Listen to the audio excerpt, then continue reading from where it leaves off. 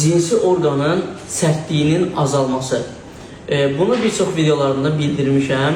Əgər cinsi orqanda sərtlik azalıbsa, bu ora gedən qan damarlar vasitəsilə qan axınının fəaliyyətinin azalması deməkdir.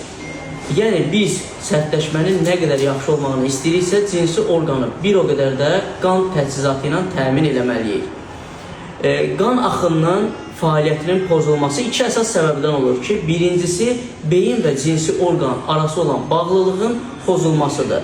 Yəni 5 duyğu orqan vasitəsilə beyindən cinsi orqana siqnal düzgün ötürülmür və bu da cinsi orqanın sərtləşmə problemi yaranır.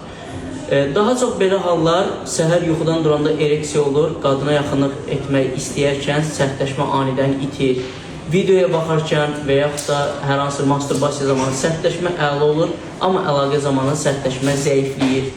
Əlavə olaraq isə kişilərdə qan damar problemlərindən, yəni oturaq həyat tərzi, hərəkətsizlik, yağlı qidalanma, kimyəvi qəbul olmuş dərmanlar, eyni zamanda əsəb, stres, gərginlik, bunlar qan damarlarında tıxanıqlıq yaranır, qanda sıxılma yaranır, qan damar kirəcləşməsi yaradır ki, müəyyən müddətdən sonra da cinsi orqana qan axını yaxşı getmədiyi üçün kişidə sərtləşmə problemi yaranır. Bununla bağlı daxil ola bilər səhifəyə daha ətraflı danışaraq məsləhətləşə bilərsiniz.